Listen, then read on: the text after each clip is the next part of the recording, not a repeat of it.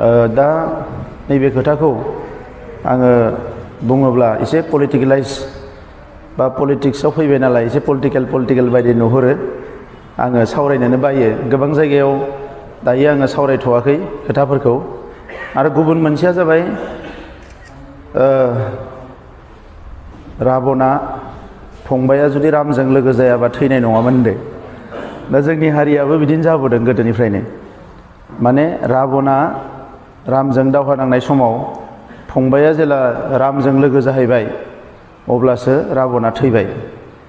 दा जोंनियावबो हारिनि सिंनि खोथाफोरखौ मालायनो बुंफोरजोबनानै होयो आरो बेवहायनो हारिया सिङाव जेबो गैया जायो। दा नंखायनो खोब माने टेकनिकेलि थांनो गोनां जायो।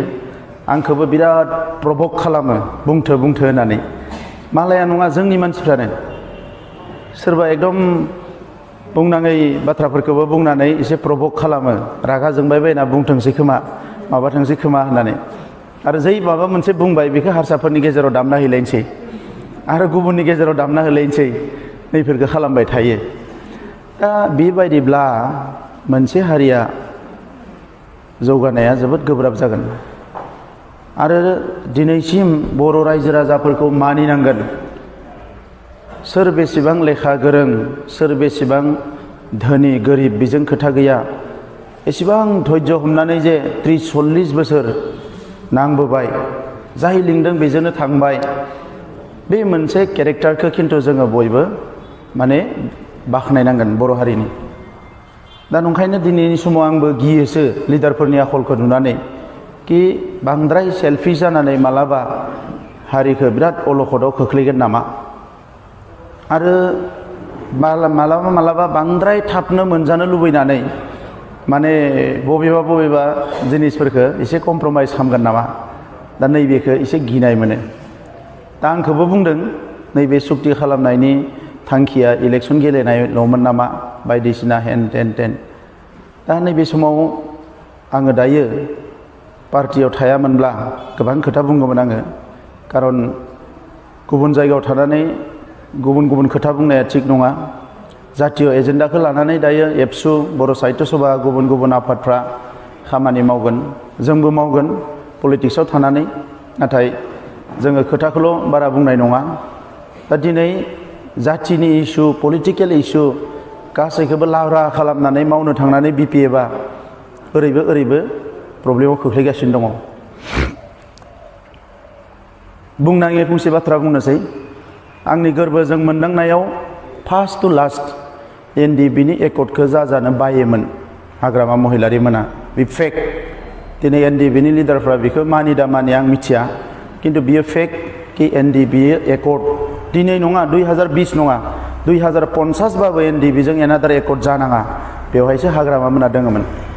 ओंखायनो थांनाय इलेक्सनाव एनडिएफबिया सोरखौ गावथारदोंमोन बिनि मोनसे लिस्ट होदों हाग्रामाया। बे लिस्टखौ होनांगौनि दरखारमोन ना।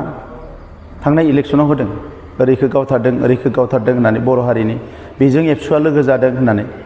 दा बे टटेल माने बे 20 बोसोरनि जुदि 20 बोसोर नङा 17 बोसोरनि जुदि गासैखौबो नोङो टन्न डेटफोरखौ नायजोबोबा, बबे स्पिचआव मा बुंदों बेखौ नायजोबोबा, बेखौ एकदम क्लियार बियो कि एनडिएफबिजों मोनसे एनादार एकर्ड जानायखौ हाग्रामा महिलारि, चन्दन ब्रह्म, बिपिएफआ लुबैयामोन। मानो लुबैया? लुबैयैनि आन्दोआव मा दङ? एनडिएफबिजों एकर्ड जाबा हाग्रामाया मा खहा जागोन? चन्दन ब्रह्मआ मा खहा जागोन? प्रमद बर'आ मा खहा जागोन? सोरबा XYZआ मा खहा जागोन? एनडिएफबिया हारिनि थाखाय नाङाखैमोन नामा? एनडिएफबिया हारिनि थाखायनो नांदोंमोन। मोजांखौ नों बुंगोन, गाज्रिखौ नों गावनि होननानै बुङा, गावनि दाय होननानै बुङा, बे केरेक्टारा मोजां नङा।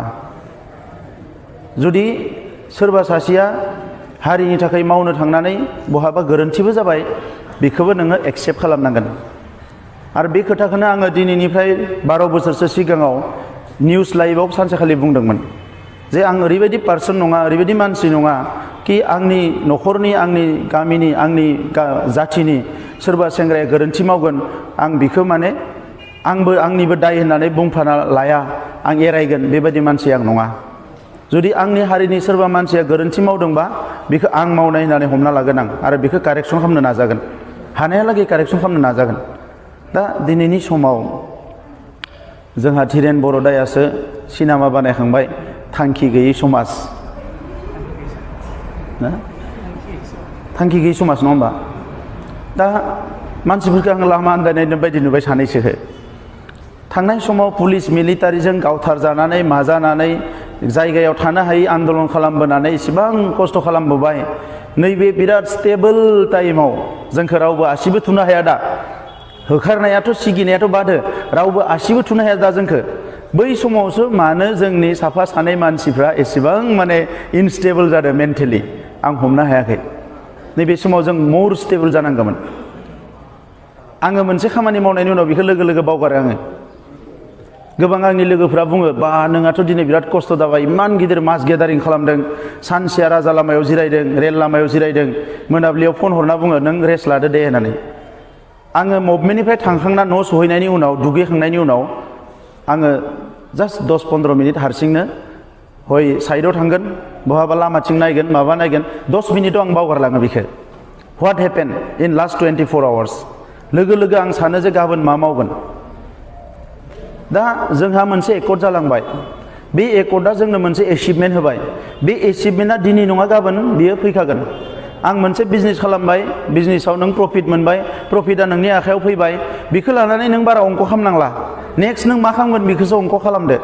नेक्स्ट वाट, नेक्स्ट वाट, नेक्स्ट वाट, बेसो जोंनि मोनसे कुइसन जानांगोन। नेक्स्ट वाट, प्रब्लेमाव गोलैबाय मानसिया, बेखौ जों बोरै बोखांगोन? आंनि लोगो सासेया बेरामाव गोलैना दोङो, आंनि थांखिया बे जागोन नामा कि बिनि ओरै जानायखाय जाबाय, ओरै जानायखाय जाबाय, जि जाबाय जि लोंबाय आरो दिनै आंनि थांखिया जाबाय बेखौ बेरामनिफ्राय बरननांगोन। दा ससाइटिया बे अबस्थायावनो जोंहा दिनै 30 इयार्स थांबाय। जोंनि आउटलुकखौ, जोंनि मिशनखौ, जोंनि भिजनखौ, जोंनि नोजोरखौ कमप्लिट सोलायनांगौ।